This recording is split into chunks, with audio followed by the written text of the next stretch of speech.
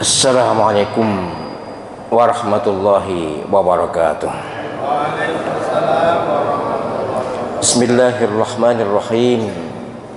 Alhamdulillahi rabbil alamin. Wabihi nasta'inu ala umuri dunya waddin. Ashhadu an la ilaha illallah wahdahu la syarika lahul malikul haqqul mubin. Wa ashhadu anna Muhammadan abduhu wa rasuluhu sadiqul wa'dil amin. Allahumma salli wa sallim wa barik ala sayyidina Muhammad wa ala alihi wa ashabihi ajma'in. Subhanaka la ilma lana illa ma 'allamtana innaka antal alimul hakim. Allahumma anfa'na bima 'allamtana wa 'allimna ma yanfa'una wa zidna 'ilman nafi'a. Al-Fatihah. A'udzu billahi minasyaitonir rajim. Bismillahirrahmanirrahim. Alhamdulillahi rabbil alamin. Arrahmanir rahim. Maliki yaumiddin. Iyyaka na'budu wa iyyaka nasta'in. Ihdinas siratal mustaqim. Shiratal ladzina an'amta 'alaihim ghairil maghdubi 'alaihim waladdallin. Amin. Maha santri kuliah Solusi Spiritual dan para pemirsa rahimakumullah, moga-moga semua kita dirahmati Allah Subhanahu wa taala. Amin ya rabbal alamin. Alhamdulillah rabbil alamin, sebagaimana sudah diumumkan di grup WA KSS ya, bahwa buku fikih kontemporer jilid 4 sudah terbit. Alhamdulillah, seperti ini, sangat cantiknya covernya, kemudian tampilannya juga lebih tipis, memang kertasnya lebih bagus, padahal isinya lebih banyak ya, isinya tetap 111, tapi khasnya yang keempatnya ada dalilnya ditulis ya. Ini bantuan penerbit ya, penerbit yang menulis ini, pada dari saya memang sama dengan 1, 2, 3, tidak ada Arabnya sama sekali, supaya pembaca tidak tidak awang-awangan baca Arab. Ini dikasih dalilnya Arab sekalian. Jumlahnya jumlahnya berapa halaman? 300 lebih. 300 halaman lebih. 324 kalau yang fikihnya.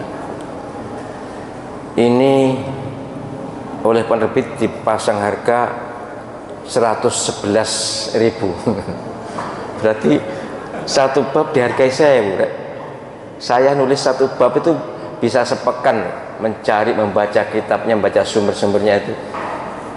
Kalau 111 masalah harganya 111.000, berarti satu masalah kan hanya 1.000. Cek murah. Tidak apa-apa sih. Dan kalau misalnya 200 halaman aja, itu berarti satu halamannya 500 rupiah. Lagi 324 halaman, 300 halaman lebih. Sama dengan yang sebelum-sebelumnya, sekitar 300 halaman. Iya, saya hanya bisa mengumumkan soal harga di sini aja. Terserah nanti kalau penjelasan mau dijual lagi, terserah berapa, monggo aja.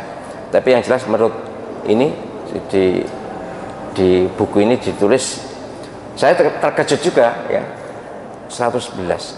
Dengan diberi 111 itu akhirnya saya ingat, nek ngono regane 1.000-an. Sebelumnya kan saya tidak terasa harganya berapa, kemudian malah lebih murah lagi. Satu soal rata-rata saya nulisnya sepekan ya biasanya. Jadi ini 2 tahun baru terbit, dan saya sudah mulai jilid ke-5 beserta usul fikihnya. Saya memang akan menulis usul fikih ya.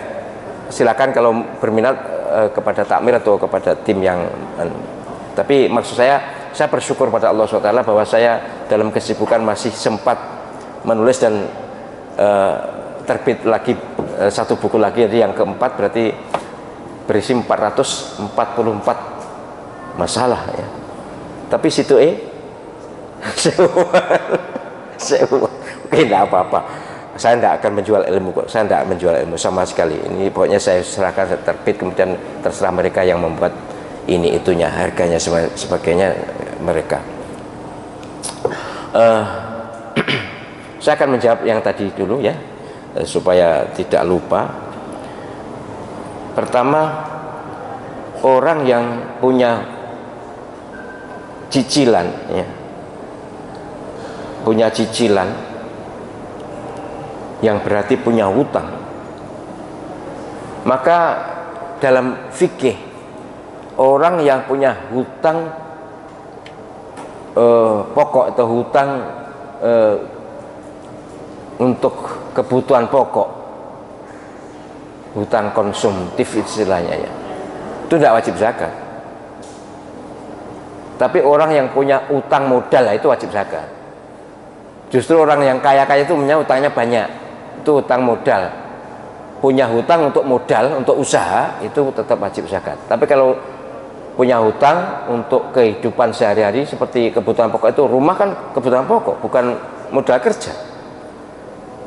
Sepeda motor atau mobil kan kebutuhan pokok untuk operasional kehidupan. Maka punya hutang karena punya cicilan rumah atau cicilan motor, itu termasuk orang yang punya hutang pokok atau hutang konsumtif, tidak wajib zakat, malah sebaiknya dizakati.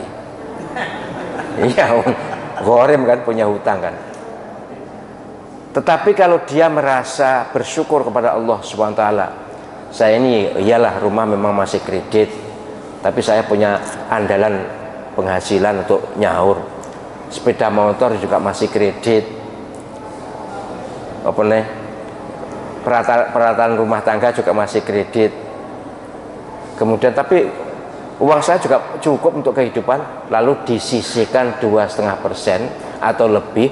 Yes banget itu. Itulah cara mendekati Allah Subhanahu wa ta'ala dalam hal rizki. Lomo, aweano, dermawano pada sama, maka Allah SWT pasti akan mudah memberi pada kita. Banyak kayaknya, antara lain di surat Saba itu, wa ma anfaqtum min syai'in fa huwa yukhlifu. Apapun yang kalian keluarkan, Allah SWT yang ganti. Itu janji Allah SWT.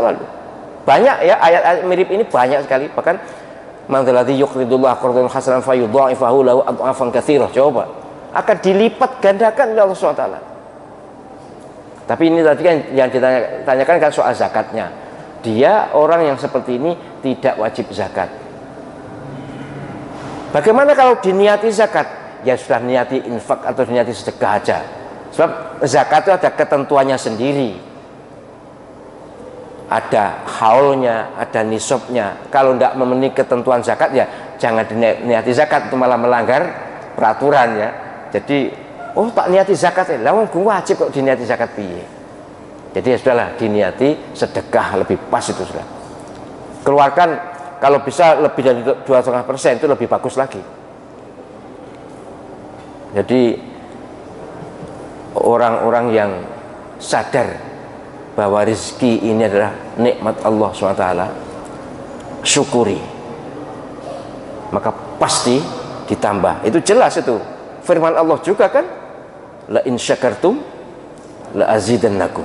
Kalau kalian pandai bersyukur, pasti saya tambah. Pasti, la azidannakum, ada dua taukid, dua penguat.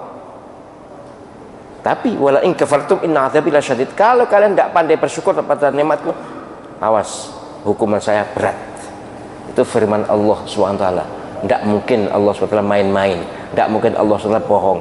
Pasti segala ungkapan, kalimat, firman, janji apalagi ditepati. Tidak ada yang tidak, sama sekali tidak ada. Baik, itu yang pertama.